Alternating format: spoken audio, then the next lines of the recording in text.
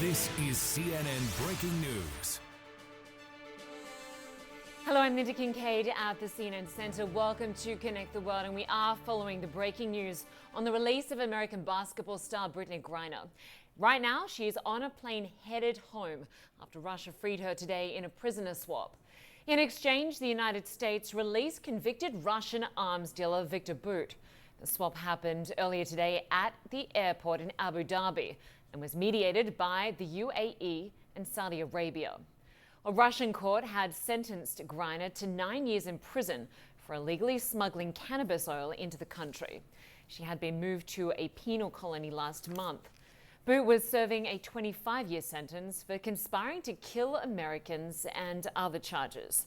U.S. President Joe Biden approved the swap over the past week. That's according to a U.S. official familiar with this matter.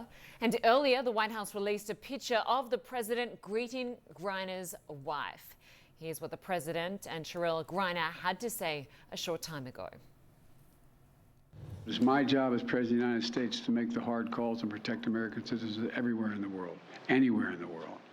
And I'm proud that today we had made one more family whole again. So welcome home, Brittney. Today, I'm just standing here overwhelmed with emotions, but the most important emotion that I have right now is just sincere gratitude for President Biden and his entire administration. Well, despite what happened today, another detained American, Paul Whelan, remains in custody in Russia. We are connecting you to all the angles of this story with Kylie Atwood at the U.S. State Department, Frederick Blackton in Berlin, and Nick Payton-Walsh in London, and MJ Lee in Washington. Now, I want to start first with Fred, who, of course, was in Moscow for much of the trial. Good to have you with us, Fred. So after 10 months in captivity, including time in a penal colony, Brittney Griner now on the way back to the U.S.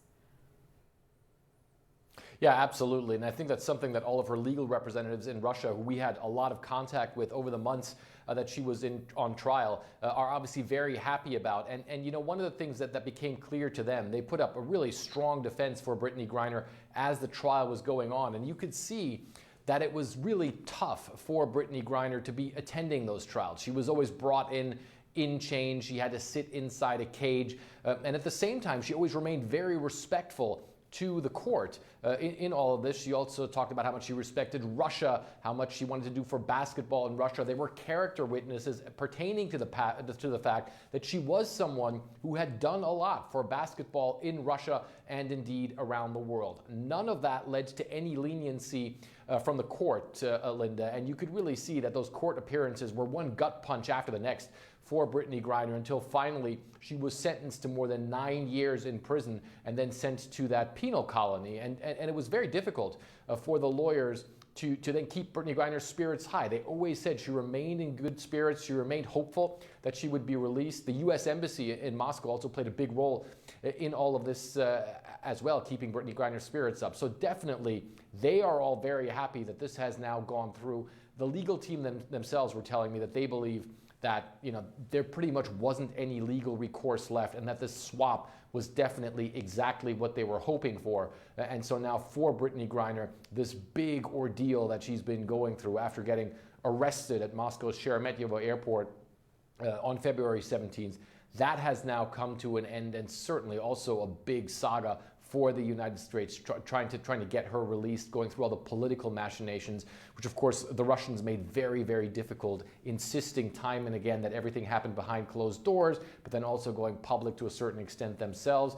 Just saying last week that they believe that there weren't going to be any more talks about prisoner swaps until the end of the year. That also turned out to be not true. So certainly a good end, but of course there is still a lot of concern about Paul Whelan, about his fate, and whether or not or how long he might still have to remain in custody in Russia, Linda. Yeah, it's still major concerns for Paul Whelan, but great news for Brittney Griner and her family, as you say, Fred. If you can just stand by for us, I want to bring in Kylie Atwood, who joins us from the State Department. And Kylie, just give us a sense of the negotiations that led to this release, because I understand this involved several countries, the most recent talks and the prisoner exchange happening in Abu Dhabi. Yeah, that's right. And a senior administration official just expressing deep appreciation to the United Arab Emirates for facilitating this transfer, for allowing their country to be the trusted location where this swap actually occurred. Of course, it was U.S. officials, however, that really secured the deal, that did all of the behind-the-scenes negotiations over the course of the last many months to try and make this come to fruition. But we should note that this wasn't the outcome that U.S. officials went into those conversations with Russia aiming to achieve. They wanted to get both Paul Whelan and Brittney Griner home, and we reported over the summer that they actually put a proposal on the deal on the table with the Russians that included both of those Americans in exchange for a deal that included Victor Bout, who of course was released today. But it's clear that the Russians are treating Paul Whelan differently, and you can sense that because President Biden said today very clearly this was not a choice that the Biden administration had. They really only had an option to do this, one-for-one swap that came to fruition today. Now the question will be, what can the United States do to secure Paul Whelan's release? They are celebrating Brittney Griner's return here, but Victor Bout was really the person that the Russians wanted released. And we heard today from David Whelan, Paul Whelan's brother, saying this was the right choice for the administration to make to secure the release of Brittney Griner, but questioning now what the United States can put on the table to get his brother home, who has been detained in Russia for about 4 years now. Right. Kylie Atwood, if you can stand by for us, I want to go now to MJ Lee, who is at the White House. Good to have you with us, MJ. So this is a huge victory for the Biden administration. But the president did make a point of mentioning the other well-known American in Russian prison, who we're just talking about with Kylie. He said, though, that essentially the U.S. did not have a choice here as to who to bring home, adding that the Russians are treating the case of Paul Whelan very differently to Brittney Griner. That's absolutely right. And I think we saw those two dynamics at play when the president just spoke from the White House moments ago. First and foremost, he was celebrating this big victory of finally getting Brittney Griner out of Russia. He said that she should be home within the next 24 hours. But yeah, a big part of his speech was also addressing the issue of Paul Whelan and making clear that he is still top of mind for him, that the U.S. will continue to try to do everything it can to get him out. At one point, he said, we haven't forgotten about Paul Whelan. But I think this just sort of goes to the very, very complicated dynamics at play now as the U.S. tries to secure Paul Whelan's release as well. What we know is that in recent weeks, the Russians had made clear to the U.S. That Paul Whelan just was not going to be an acceptable part of this deal, that really Brittney Griner was the only person that could be a part of this deal. And we are told that in recent days, President Biden himself personally signed off to accept this deal, but that was a very difficult decision for the president and a difficult decision for him to accept, even as he ultimately knew that this was the right thing to do. The White House has gotten so much pressure in recent months to get a deal, to get Brittney Griner out of Russia. And now that that has happened, you can certainly expect that pressure is now going to ramp up even more and focus on Paul Whelan, because he's now the person who has been left behind. And administration officials are trying to explain this morning why they felt like they simply did not have a choice but to accept the only deal that the Russians were simply putting on the table. Exactly. MJ Lee, just stand by for us. I want to go back to Kylie Atwood at the State Department because, Kylie, we have been talking for many months about negotiations for the release of Brittney Griner and also Paul Whelan. And at one point, the Russians wanted another prisoner who is in Germany released as part of this deal, right?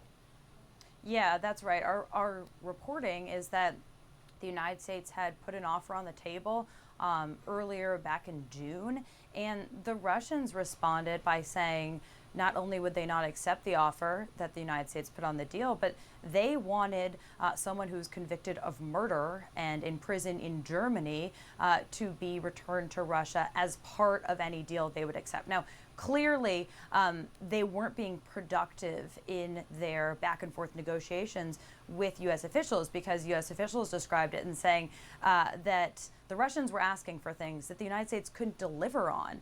This was someone who was convicted of murder, not even in jail in the United States. And as we understood it, over the last few months, there remained channels of communication open between U.S. and Russian officials, but the Russians just kept coming back with this demand that the United States couldn't deliver on, which made this an incredibly tough and frankly frustrating series of conversations. Now, it clearly became evident more recently that the United States felt like Russia was actually willing to move forward with this one-for-one swap. And as MJ said, that was a choice that the administration decided to go forward with because, in their words, it was the only way to get something done here.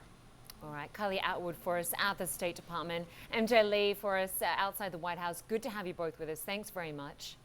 And we are going to stay on this story. I want to bring in our Nick Payton-Walsh. He joins us from London with more on this. And Nick, a Russian arms dealer known as the Merchant of Death was released in exchange for Brittney Griner. You've interviewed him in the past. Tell us about his case and how much longer did he have on his sentence? Yeah, about sort of 7 or 8 years, depending how you're counting. I mean, The Merchant of Death, the phrase you used there, was a title of a book detailing extensively allegations of his arms dealing around Africa and other conflict zones in the 90s and early 2000s. He also often was associated with a film starring Nicolas Cage called The Law of War, a sort of fictitious adaptation of that book, The Merchant of Death, showing a man, essentially Victor Bout in a fictitious guise, trafficking arms around the world. And that added to his sense of notoriety. This is a man who always was utterly clear that he wasn't guilty of the arms dealing and trafficking that he was accused of, although there were multiple UN investigations and analysts who brought forward what they said was evidence that he was. I've indeed seen home videos of him at various conflict areas in Africa too. He always said, I'm just a tradesman, I'm just a pilot, I'm just moving materiel around war zones. I'm not the arms dealer people make me out to be. But at the same time, you always had to try and reconcile his claims of being essentially a nobody pilot to the outsized importance that he had for Russia, for the efforts they put to stop him being extradited from Bangkok to the United States after a sting operation by US agents who were posing as Colombian terrorists and got him to agree on camera, it seems, secret camera,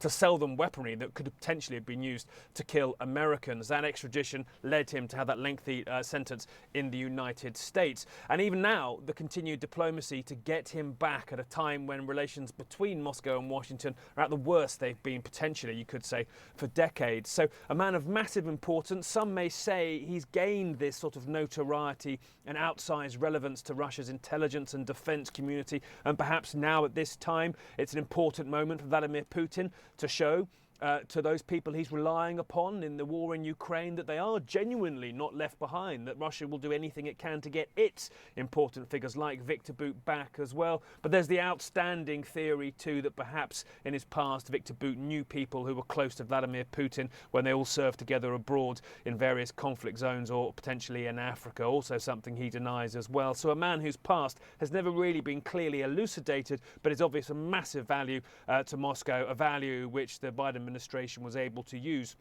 to get back Ms. Griner, a woman of enormous importance to many in the United States. Yeah, I want to ask a little bit more about the negotiations to get Victor Bout back and what he means to Russia, Nick, because I mean, there is that question of should the US be giving an arms dealer back to Russia? And initially when these negotiations began months and months and months ago, the US was reportedly offering him in exchange for Brittney Griner and Paul Whelan, and that was a deal that Russia rejected, right?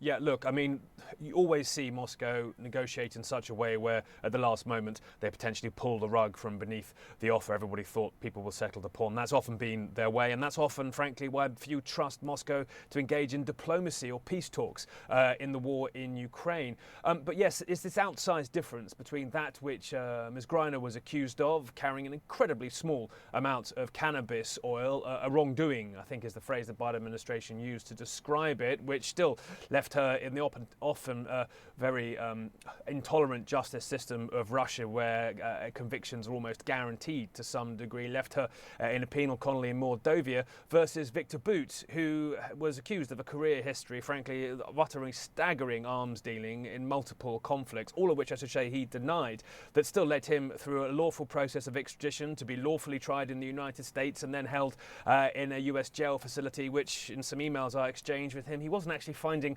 that uncomfortable. So a remarkable disparity between the crimes he was accused of, how he was treated by the United States, and the crimes accused, which Ms. Griner was accused of, and how she ended up in IK2, a penal colony in Mordovia of stark conditions, Linda. Nick Payton-Walsh for us in London. Great to have you on the story for us.